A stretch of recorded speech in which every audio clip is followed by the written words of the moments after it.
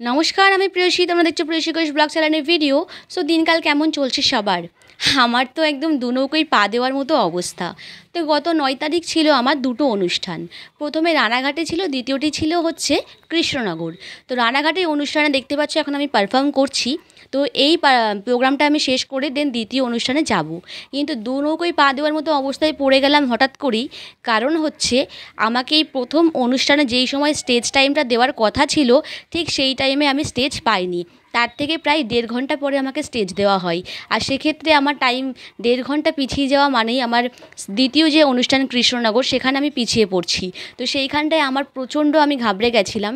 তো আমি কিন্তু দুই নৌকায় পা দেওয়ার মতো মেয়ে একদমই নয়। আমি একটা অনুষ্ঠান করেই খুশি থাকার চেষ্টা করি। কিন্তু কৃষ্ণনগরে যেই অনুষ্ঠানটা ছিল, যেখানে আমাকে করতে হয়েছে, সেটা হচ্ছে আমার ফিডব্যাক অনুষ্ঠান ছিল। পরপর ৩ বছর আমি ওখানে অনুষ্ঠান করেছি। তো সেই জন্য ওরা আমাকে ছাড়া কাউকে নেবে না। শুভদীপদাকে তারা বলেই দিয়েছিল যে প্রিয়সী না আসলে কিন্তু হবে না, প্রিয়সীকে আসতে হবে, অন্য যে কেউ আসুক আমাদের কিন্তু প্রিয়সীকেই চাই। তো ওখানে পরপর ২ বছর আমি অনুষ্ঠান করে এসেছি। আবারও এবার তৃতীয়বারের জন্য যাব। কিন্তু তৃতীয়বারের জন্য যাব কি, তার আগেই তো আমার স্টেজের মধ্যে ঘাম চড়ছে। এইখানে আমি অনুষ্ঠান করছি আর টাইম দেখছি, ভাবছি যে ১.৫ ঘন্টা পিছিয়ে গেলাম, কি করে এখন আবার কৃষ্ণনগর যাব। তার মধ্যে তো কি বলবো, রাস্তার মধ্যে আবার একটুখানি প্রবলেমে পড়ে গেলাম। রাস্তায় আমাদেরকে ধরলো পুলিশ।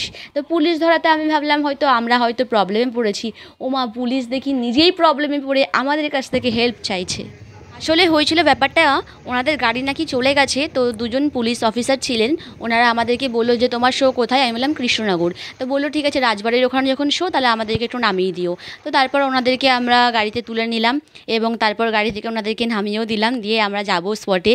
আর ওনাদের সঙ্গে আমি কথা কি বলবো, আমার তো ঘাম মানে টেনশনে হাত পা ঠান্ডা হয়ে যাচ্ছে।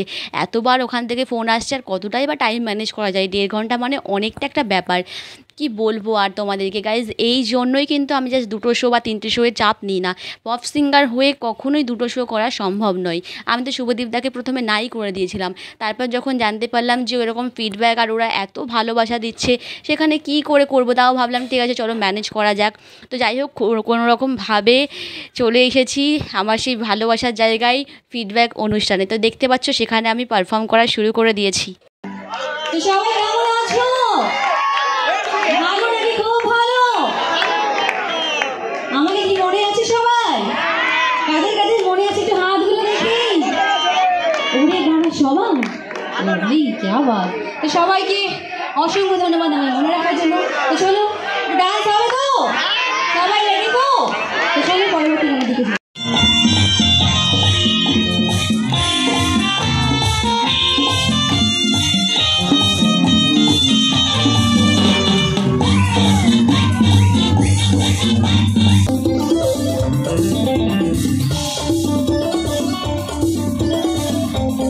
তো কী আর বলবো, শিল্পীদের হচ্ছে এটাই জীবন। সকলের ভালোবাসাতে যেন এত আনন্দিত হই আমরা, বলার মতো নয়। আর সত্যি বলছি, এই স্পটের মানে এই মানুষগুলো আমাকে এত ভালোবাসে। ৩ বছর ধরে এদের এত ভালোবাসা পাচ্ছি যে আমি ভীষণভাবে আপ্লুত এদের কাছে। ভীষণই ভালোবাসা পেয়েছি ওনাদের কাছ থেকে, সত্যি বলছি। আর আমি যখন এত লেট করে গেছি, যাওয়ার পরেও কিন্তু কেউ আমার উপরে একটুও বিরক্তিবোধ বা একটু রাগ কোনো কিচ্ছু ছিল না। সবাই একদম অধীর আগ্রহে মানে আমার জন্য অপেক্ষা করছিল। আর আমি যাওয়ার পরেই সবাই ভীষণ খুশি হয়ে যায়। কি বলবো, আমার সত্যি বলছি, এটা একটা শিল্পীর কাছে অনেক বড় পাওয়া। আর সকলে আমার সঙ্গে এত সুন্দরভাবে এনজয় করে। ৩ বছর ধরেই দেখছি এরা প্রচণ্ড আমার গানে সবাই মিলে এনজয় করে। আর ভীষণই ভালো লাগে সবার কাছ থেকে এত ভালোবাসা পেতে। এটাই তো একটা শিল্পীর কাছে সবচেয়ে বড় পাওয়া, কি তাই তো? চলো সকলের রিকোয়েস্টের জন্য আরো একবার আসলাম। যদিও ডুয়েট গান হয়ে যাওয়ার পরে আমাদের অনুষ্ঠান শেষ হয়ে যায়, কিন্তু তোমরা এত ভালোবাসা দিচ্ছ, কি করবো না এসে। যদিও আমার আজকে এই অনুষ্ঠানে আসতেও লেট হয়েছে, কারণ আমার আরও একটা শো ছিল। আমি শুভদীপদাকে প্রথমেই বলেছিলাম যে আমার অনুষ্ঠান আছে, আমি এখানে আসতে পারবো না। কিন্তু শুভদীপদা বললো না, সবার ভালোবাসায় তোকে আসতে হবে। সেই জন্য আমি একটা শো করে কিন্তু এখানে আজকে এসেছি। যারা আমার ফেসবুকে আছো, প্রিয়সী ঘোষ ব্লগ বা প্রিয়সী ঘোষ চ্যানেলে যারা আছো, তারা অলরেডি হয়তো জানো আজকে আমার 2টো শো ছিল। একটা শো করে দেন আমি এসেছি গরমের মধ্যে ট্রাক, তাও তোমাদের ভালোবাসায় অবশ্যই রিকোয়েস্টে 2-3টে গান করবো। তো সত্যি বলছি ভীষণ ভালো লাগছে। একবার নিজেদের জন্য সবাই মিলে জোরে হাততালি হয়ে যাক। Thank you so much. আর সত্যি কথা বলতে, শিল্পী মানুষ আমরা, একদম ঘুরে অনুষ্ঠান করাটাই হচ্ছে আমাদের কাজ। শিল্পী মানুষ আমরা, ঘুরে অনুষ্ঠান করাটাই কিন্তু আমাদের কাজ।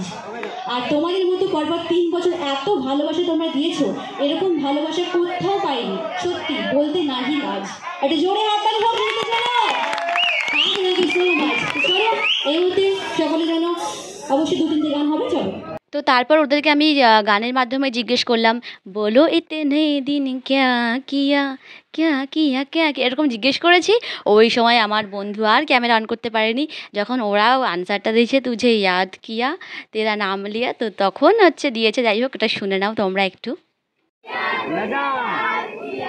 এই জন্যই তো বলি এখানে এত ভালোবাসা পাওয়ার জন্য দুটোর সামনে একটা সামনে সামনে আবার চলে এসেছে।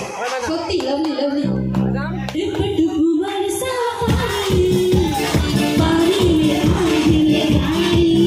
তারপর আমি আমার অনুষ্ঠানের একদম শেষ গানে চলে এসেছি, এবং শেষ গানে ভাবলাম একটুখানি ফ্রন্ট করে ক্যামেরাতে ওদেরকে নিই, কিন্তু কী আর বলবো গাইস, আমি চোখে দেখতে পাচ্ছিলাম না। দুটো শো করে স্টেজ লাইটে এতটাই গরমে ঘেমে গেছি যে আমার চোখের আইলাইনার এবং মাস্কারা যেগুলো কাজল, সেগুলো সব একদম ঘেমে জল হয়ে আমার চোখের ভিতরে চলে যাওয়ায় চোখ থেকে প্রচণ্ড পরিমাণে জল বেরোচ্ছিল। তো আমি তাকাতেই পারছিলাম না, সেখানেই আমার অনুষ্ঠানটা শেষ করলাম। তারপরে সকলের সঙ্গে একটু কথাবার্তা হচ্ছিল, একটু সেলফি নেওয়া হচ্ছিল।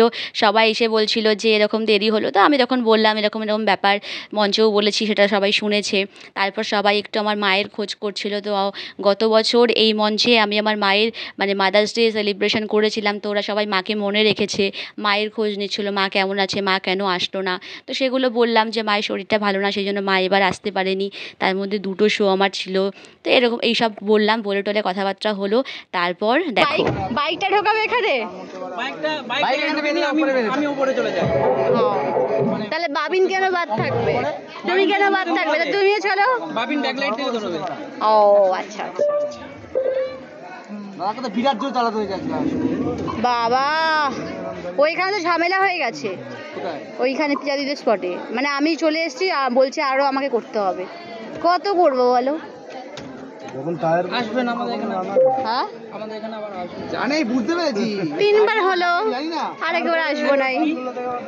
ও একবার ফ্রি, বাই। তারপর স্পট থেকে বেরিয়ে গেছি, কি আর বলবো, দুটো শোয়ের চাপ মাথা থেকে নামলো, একটু রিল্যাক্স ফিল করছিলাম হাওয়াতে।